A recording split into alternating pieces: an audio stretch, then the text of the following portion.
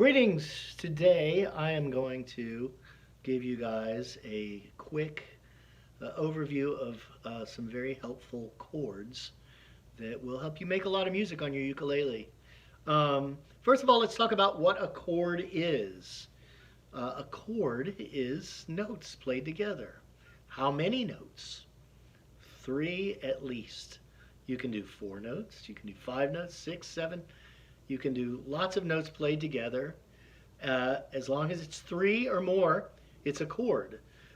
We could play chords with 3 different people singing. We could play chords with a guitar. We could play chords with a ukulele. We have 4 strings on a ukulele. That means we can play at least 3 notes, right? We can play chords on a piano. We could get 3 trumpet players and 4 saxophone players together. Everyone plays a note. That's a chord, okay? So let's talk about some of the chords on a ukulele that are going to be particularly useful. First one that I want to show you is the easiest one. It's called a C6 chord. Why is it easy? Because you can do it with one hand tied behind your back. If I just play the 4 notes on a ukulele open, on the open strings, that's a C6 chord.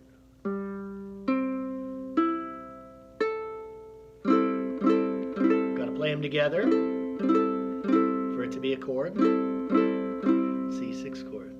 Now, depending on how you use it, it could also be a few other chords. The main other one I want to mention, though, is the A minor 7 chord. So I'm going to play a C6 chord. Quick, change it to an A minor 7. Wow, I'm so fast. That was amazing. Right? So depending on how you use it, it could be different chords. And that's true for a number of chords, but for now we'll just stick with that. Now, with my left hand and my right hand, the possibilities become much greater, right? So these little sections, as you may already know, are called frets.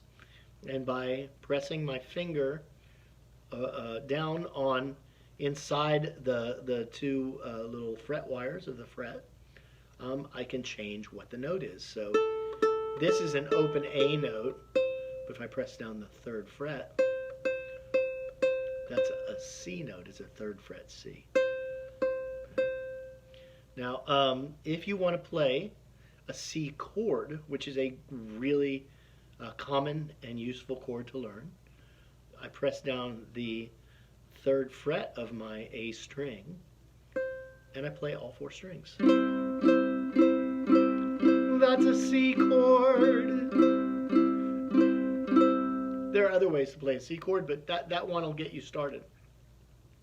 Okay, now if you're just starting out, we're learning a lot of things that are in the key of C. So the C chord is going to be very, very useful to you. There are some songs that have that you could play with just 1 chord. Row, row, row your boat. You could play with more chords, but if you have just the C, you can probably get by, right? Row, row, row your boat gently down the stream. Merrily, merrily, merrily, merrily, life is but a dream. So it's a great chord to know. It's really your foundation.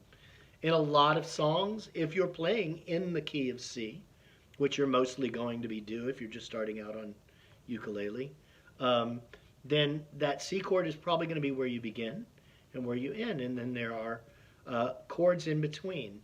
So there are other chords you can play. So let's talk about the other really important chord in the key of C. It kind of provides a counterbalance to the C chord. You could say that the C chord is resolution and the G chord is tension. So whenever you play the G chord, your ear starts to go, I'm waiting for you to get back to the C to resolve the song. Resolution and tension. Okay, so here's how to play a G chord. The G chord does take a little while to learn, so be real patient, but you will get there. So a G chord, you might want to do this for starters, involves using 3 different fingers. You're going to take your pointer, put it on the 2nd fret of the C string, which is the 3rd string from the bottom. Take your middle, put it on the 2nd fret of the A string, which is the string closest to the ground. And then you're going to take your ring finger and put it on the 3rd fret of the E string, which is the 2nd from the ground. So we have our 2nd fret on the 1st string, 3rd fret on the 2nd string, 2nd fret on the 3rd string, and open on the 4th string. That's a lot of numbers, okay?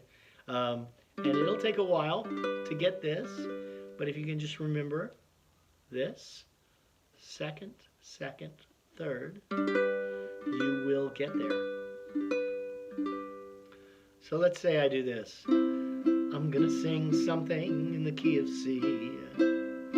La-di-da-di-da, da-da-da-da-da. And I ended on the G, and it doesn't sound finished. I need something else to finish it up. I gotta go back to the C. Hear how it sounds like we resolve things, how it sounds like we came to a real ending by playing the C. So the C and the G kind of create a beginning, a middle, and the end.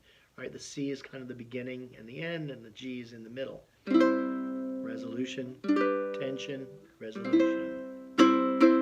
And there are lots of songs that you only need the C and the G. There's a song that you may have played in one of your lessons, the song Safari. Walking along, just us singing a song, playing away on an ukulele. Everyone knows how the melody goes. Zappity-dee, come safari with me. Two really good chords to know. So here's something you can do if you're having trouble learning how to move from chord to chord. You can see that after years and years of experience, I can play between those two chords very quickly. You can have a nice pause. You can have a pause in between the two chords so you can reposition your hand. And you might start by a pause with a pause that lasts for 4 beats, right? 1, 2, 3, 4. 4 beats of pause before 1, 2, 3, 4. 1, 2, 3, 4. That gives me lots of time to get to the next chord. 1, 2, 3, 4. 1, 2, 3, 4. 1, 2, 3, 4. Right? So you can practice, see how long it takes. If you need to count to 8 to get your fingers set back up, then count to 8. So not only is that going to help you build your skills at changing chords, but it's going to help you learn how to keep a rhythm. And the more you play, the more you can shorten the number of beats before you change chords. And before long, you can change chords in 0 beats.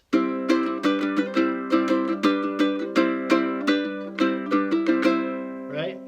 So it just takes a while. You develop what's called muscle memory, where your muscles just know what to do. They move automatically. It's really pretty amazing. You can train your hands to play very quickly. So what are some other chords that might be helpful? Let me show you a great little shape that's super easy. I'm going to play it, instead of this one is the ukulele I use the most. I have it strung with a low G. Da, da, da, da. That's a low G. But this one here has a high G, and it's really good for the chord I want to introduce you to here. Hear how tingly that sounds? It's just great for the kind of Hawaiian flavor that I want to get with this little chord progression. And this is something I learned from James Hill. If you are able to go on YouTube and type in G6 favorite chord, then there will be a great instructional that James Hill does, where he can really elaborate on this and tell you a lot more about the G6 chord. But let's go, let me show you how that works. Again, these two fingers, I'm going to put my pointer on the 2nd fret of the C string. I'm going to put my middle on the 2nd fret of the A string, right? So I have 2nd fret of the 1st string, open 2nd string, 2nd fret of the 3rd string, open 4th string.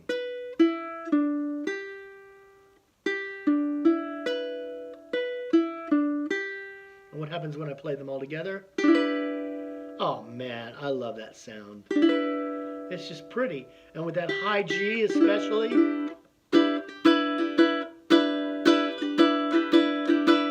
man, I just feel like I'm in Hawaii all of a sudden.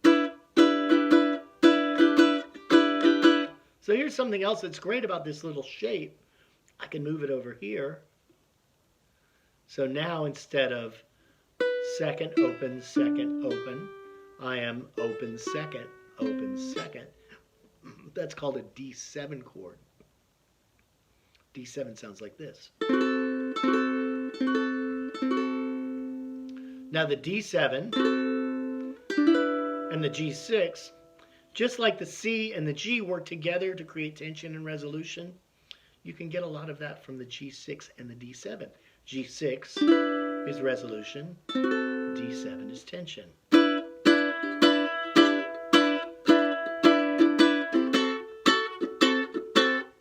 Don't stop there.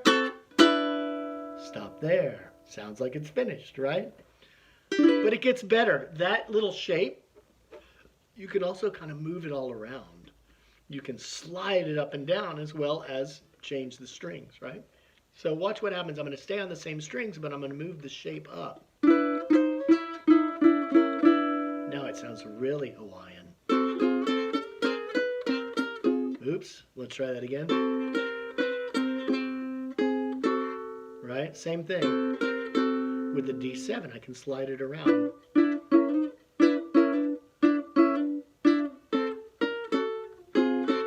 Right, so now I can get a ton of flavor just from that one shape. G6, D7. So see if you can try that little shape out. I will be sure to share any charts and graphics that will help you learn these chords. And so that's G6 and D7, and then back to my the low G, the C, and the G. Right. So hope you enjoyed this little tutorial and have a musical day.